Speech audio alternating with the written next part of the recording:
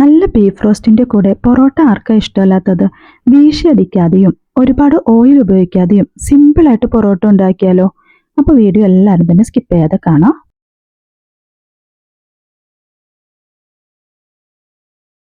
ഇതിനായി ആദ്യം തന്നെ മിക്സിയുടെ ജാറിലേക്ക് 1 കപ്പ് ചോറ് ചേർത്ത് കൊടുക്കുന്നുണ്ട്. പിന്നെ വേണ്ടത് ഒരു മുട്ടയാണ് കേട്ടോ. ഇനി 1/4 കപ്പ് വെള്ളമാണ് ഒഴിച്ചു കൊടുത്തത്. ഇനി ഇത് നല്ലതുപോലെ ഒന്ന് പേസ്റ്റ് രൂപത്തിൽ അരച്ചെടുക്കാം. അപ്പോൾ ഈ ഒരു കൺസിസ്റ്റൻസിയാണ് വേണ്ടത്. നല്ലതുപോലെ അരഞ്ഞു വന്നിട്ടുണ്ട്. വേറെ വെള്ളമൊന്നും ഇതിലേക്ക് ചേർത്ത് കൊടുക്കേണ്ട ആവശ്യമില്ല. ഇനി ഒരു ബൗളിലേക്ക് 2 കപ്പ് മൈദ ചേർത്ത് കൊടുക്കാം. മൈദക്ക് പകരം ഗോതമ്പ് പൊടി ആയാലും മതി കേട്ടോ. ഇനി ആവശ്യത്തിന് ഉപ്പും കൂടി ചേർക്കുന്നുണ്ട്. ഇനി നമ്മൾ അരച്ചു വെച്ച ആ ഒരു ചോറ് ഇതിലേക്ക് ചേർത്ത് കൊടുക്കാം.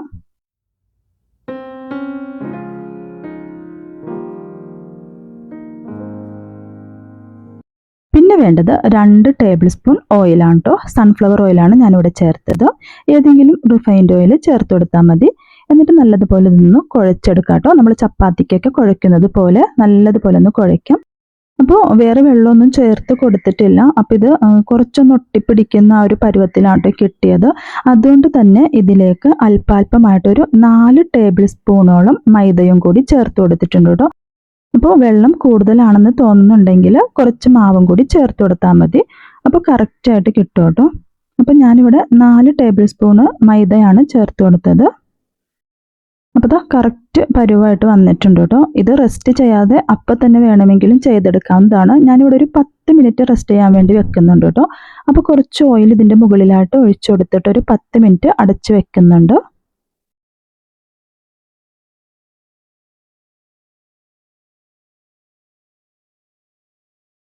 അപ്പോൾ 10 മിനിറ്റ് ഒന്ന് റെസ്റ്റ് ചെയ്യാൻ വെച്ചിട്ടുണ്ടായിരുന്നു കേട്ടോ. ഇനി ഈ ഒരു മാവ് 2 പീസായി കട്ട് ചെയ്തെടുക്കുക കേട്ടോ. അപ്പോൾ ഇതുപോലെ കട്ട് ചെയ്യുന്നുണ്ട്.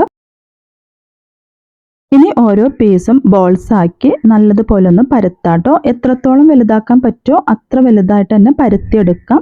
അപ്പോൾ ആദ്യം തന്നെ മൈദ ഒന്ന് സ്പ്രെഡ് ചെയ്ത് കൊടുത്തതിന് ശേഷം ഈ ഒരു മാവ് ഇതിലേക്ക് വെച്ച് കൊടുത്ത് നല്ലതുപോലെ ഒന്ന് പരത്തിയെടുക്കുക കേട്ടോ.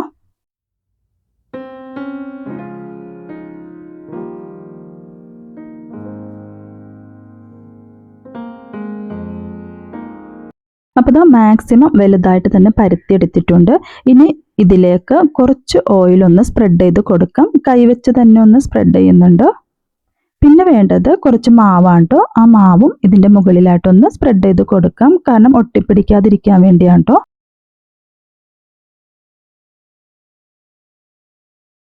ഇനി ഒരു സൈഡിൽ നിന്ന് ഇതുപോലെ ഒന്ന് ചുരുട്ടി എടുക്കാം കേട്ടോ.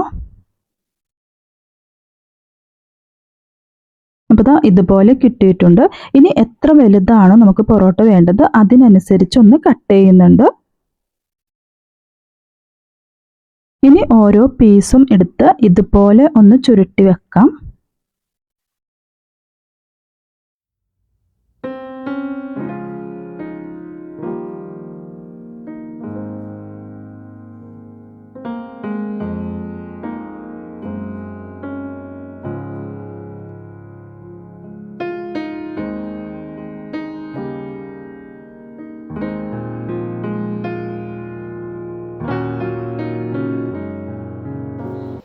ഇനി ഓരോ ബോൾസ് എടുത്തിട്ട് ജസ്റ്റ് ഒന്ന് പരത്തിയെടുക്കുക കേട്ടോ. ഒരുപാട് അമർത്തി പരത്തേണ്ട ആവശ്യമില്ല. വേണമെങ്കിൽ കൈവച്ച് വേണമെങ്കിലും പരത്തിയാൽ മതി കേട്ടോ.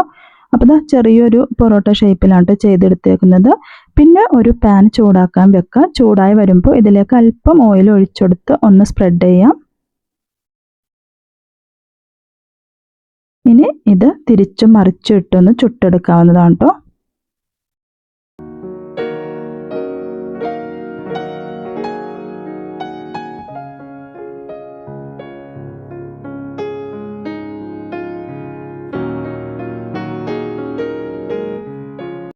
അപ്പോൾ നല്ല ലെയേഴ്സായിട്ട് കിട്ടിയിട്ടുണ്ട്. ഓരോന്നും ഇതുപോലെ ചെയ്തെടുക്കുന്നുണ്ട്.